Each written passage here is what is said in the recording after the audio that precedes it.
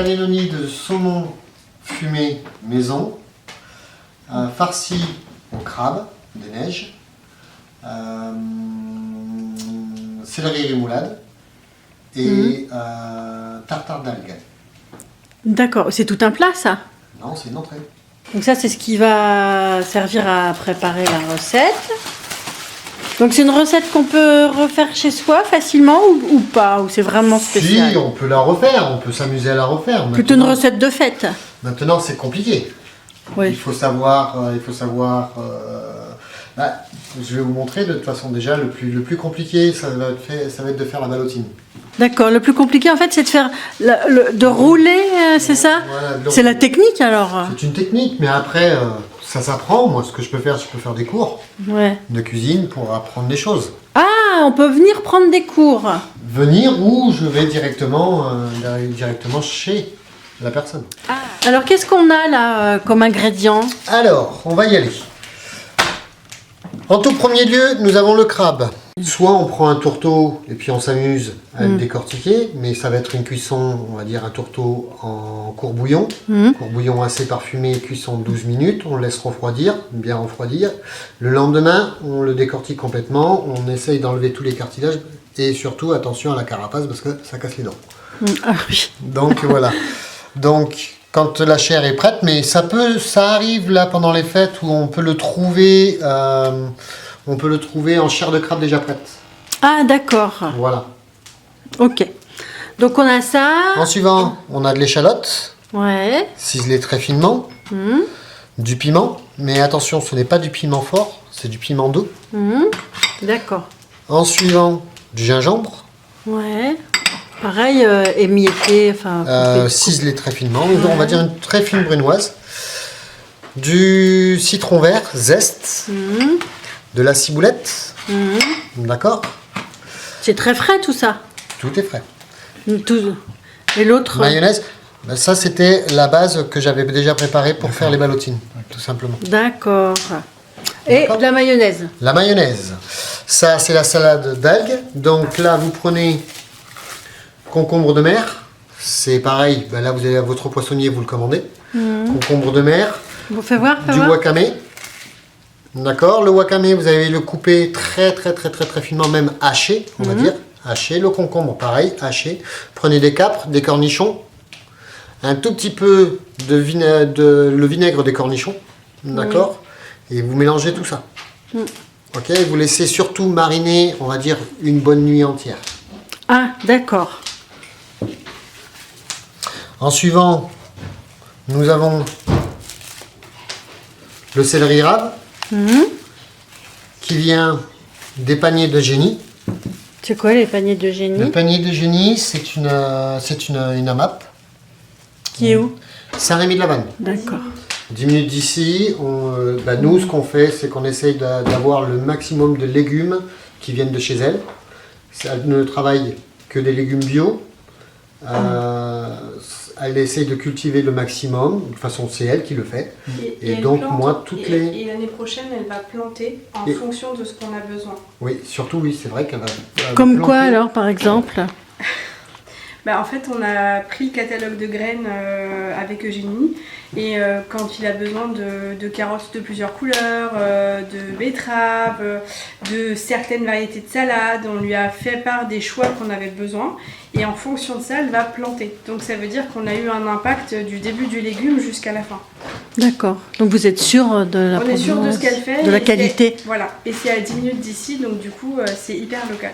On va faire le crabe. Alors, qu'est-ce qu'il y a à y faire à ce... Alors le crabe, attention, la première chose déjà, c'est qu'il faut toujours travailler des aliments très frais. Le crabe est une matière qui tourne très vite, donc toujours garder les matières au frais.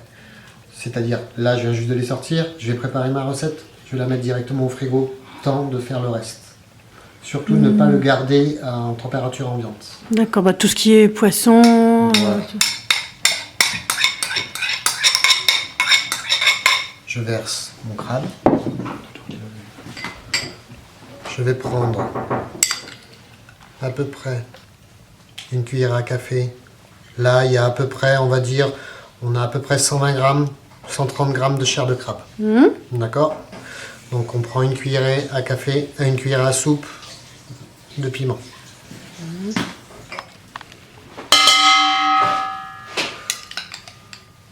Une bonne cuillerée d'échalotes.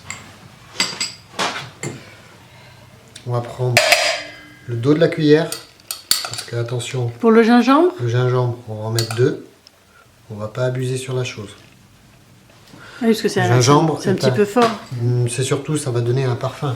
Il faut Ouais. donner un parfum, il faut donner des saveurs, il faut pas donner, il faut pas exagérer sur les goûts. Ciboulette. Là, on peut y aller. Ah, ciboulette. Je suis amoureux de la ciboulette. Ah oui.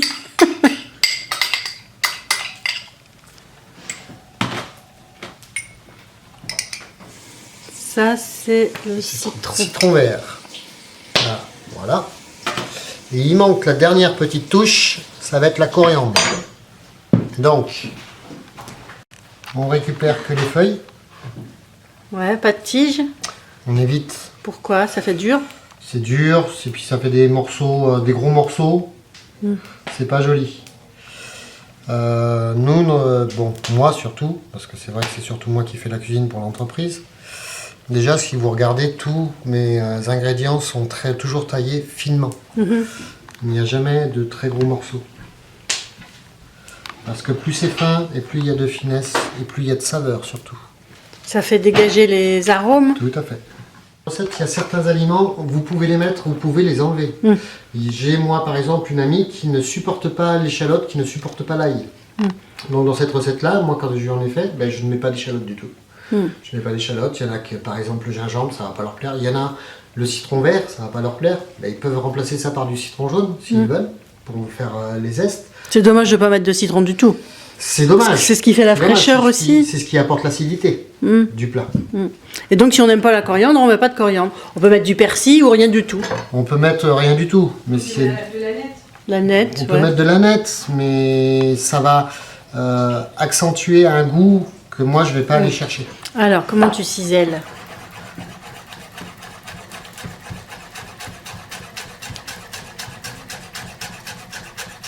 Donc on essaye de faire assez fin. Et on va jusqu'au bout des choses. Pas de ses doigts. Oh, les doigts, non. On évite, c'est pas bon. Là, vous voyez, tout ça, je le mets dedans. Alors ça, c'est du sel Maldon. Sel Maldon, c'est pour moi un sel qui est unique. Déjà, il n'a pas la même forme. Bah oui, c'est des cristaux de sel. Oh oui, mais il y a un parfum. Oui. C'est un sel anglais. Quoi, ça? Piment d'Espelette. Après, tout simplement, mayonnaise. Voilà. Mayonnaise. Une particularité cette mayonnaise? Bah, ça, c'est une mayonnaise. Ben, tout simplement, on a les poules. On fait la mayonnaise. Ah, mais il a fait Maintenant- avec les œufs des poules. Maintenant, vous pouvez tout simplement prendre la mayonnaise que vous trouverez au supermarché. Ce qui n'est pas un souci. Et il faut que ça vous fasse une texture comme ça. Vous voyez, ça soit un peu collant, que C'est ce meilleur la soit... mayonnaise maison. Ah oui, toujours. Les choses faites maison sont toujours les meilleures de toute façon. Alors maintenant, on va faire le cannelloni. On prend le papier film. On le tire. Là, comme je vous ai dit tout au début, c'est du saumon fumé maison, donc qui est fumé au bois de hêtre bio. Alors par contre, moi, ce que j'ai fait, c'est que moi j'ai fait des tranches longues. Ah oui, parce que là, c'est toi qui as fumé le saumon et c'est toi qui l'a mis Au fumoir, oui. au fumoir. Ah ben oui, c'est moi qui et en fume, c'est moi qui... conservation, là. Ah ben bien sûr. Hop, et on coupe.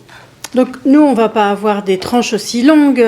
C'est possible d'en avoir si vous me les commandez. Ah voilà, d'accord. C'est possible. Alors là, on va resserrer un peu parce qu'il y a un petit trou.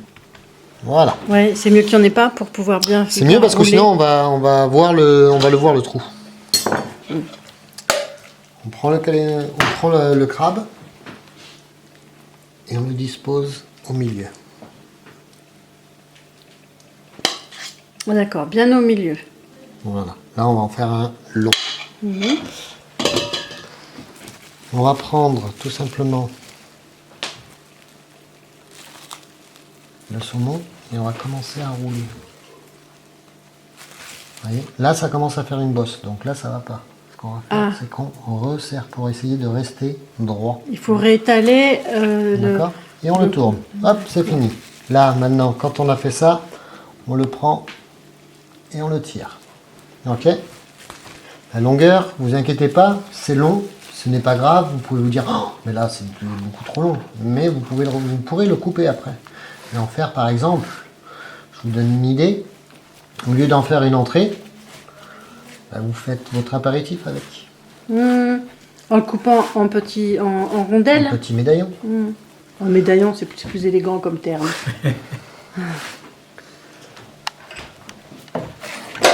Hop là, ça va pas. Après, on le peint sur les bords et on le roule. On est obligé d'aller vite.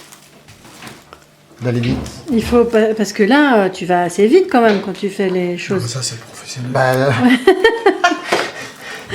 Non, je veux dire. excusez-moi, mais je vous le dis ça- franchement, si j'ai ça- un banquet que j'en ai 200 à faire Voilà. et que je mets 10 minutes à en faire un, C'est un coup de main.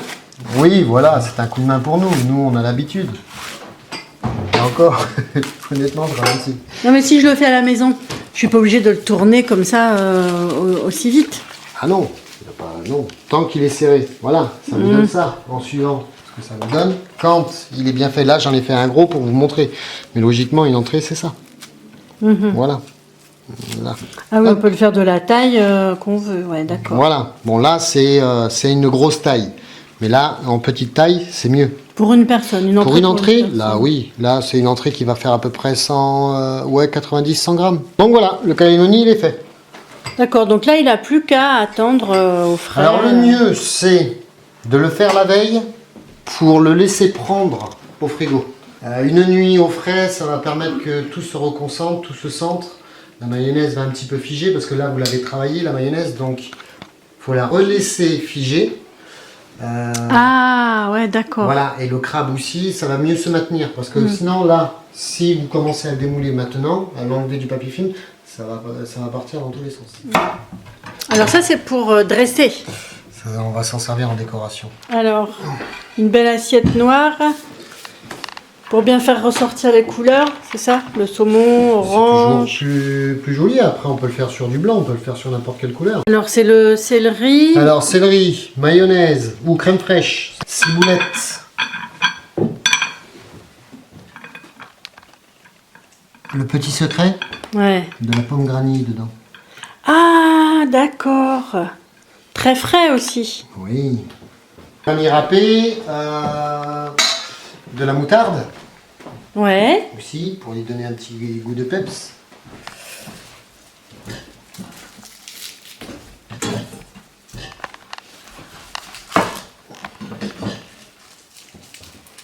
Alors le plus compliqué, c'est d'enlever le papier film sans l'abîmer. Ça a toujours été le plus compliqué. Ah oui, parce qu'il faut appuyer un petit peu.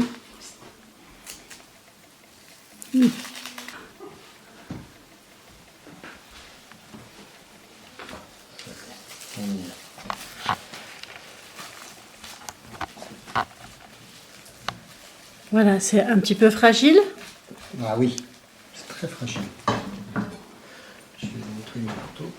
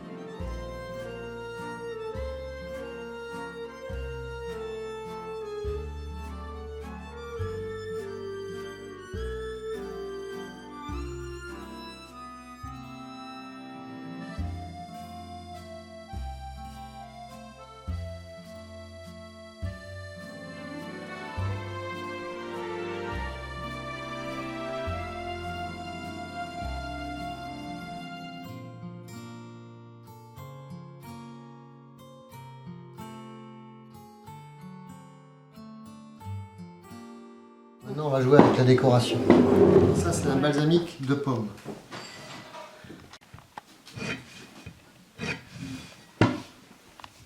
Sur le noir, ça apparaît pas trop. Celui-ci, c'est la tomate. Alors, il faut savoir une chose. Nous, dans notre entreprise, c'est ce qu'on dit. Tout ce qu'on pose dans l'assiette se mange. Donc, ce qui veut dire que vous pourrez le manger avec.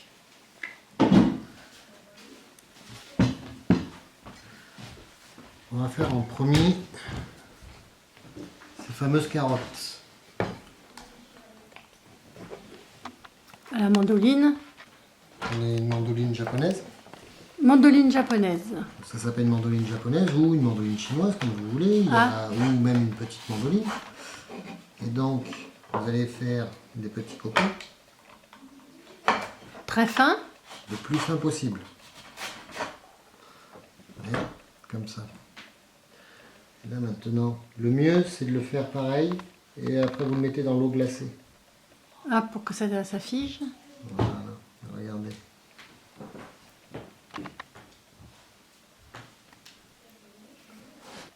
Ah, la feuille de shiso qu'on a trouvée dans le jardin tout à l'heure. Tout à fait. Donc là, on la cisèle pas, on la découpe juste On va pour mettre ça. juste une petite pointe. Voilà, les feuilles de bourrache. Feuille de bourrache. Ouais.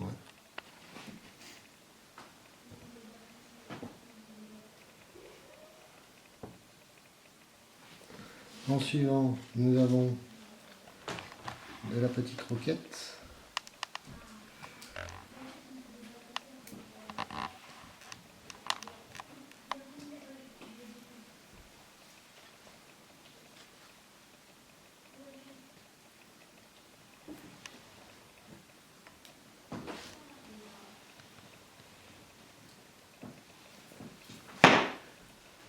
Et puis vous pouvez finir par vous penser. Ah, ça c'est beau, ça aussi. Hein. Alors la pensée, ce qui est bien aussi, c'est que, imaginez, vous pouvez vous la mettre dans la salade verte. Oui. Prenez les feuilles comme ça, vous l'épluchez et vous la mettez, vous la mélangez dans votre salade verte. Ça va vous donner un parfum.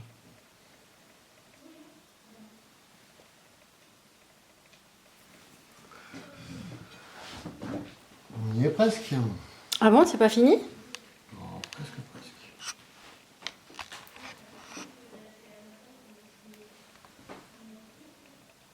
C'est de la découverte quand on a un plat comme ça.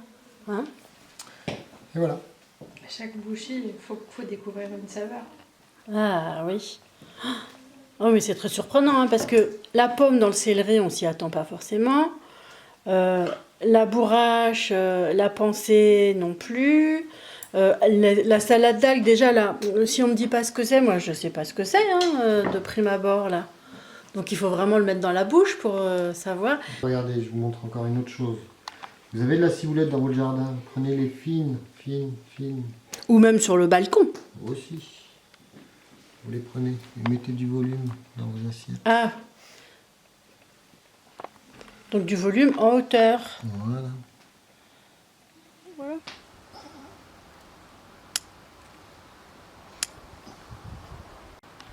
Allez, on va s'en servir. La menthe, elle est là, on y va à fond avec la menthe. Ça s'étale bien la menthe. Je la coupe parce que sinon, regardez, il y en a même de l'autre côté là-bas. Ouais. Ça se propage partout la menthe. Il y en a là. Ah oui, tiens, je vais m'en servir. Alors ça se met, donc vous dites.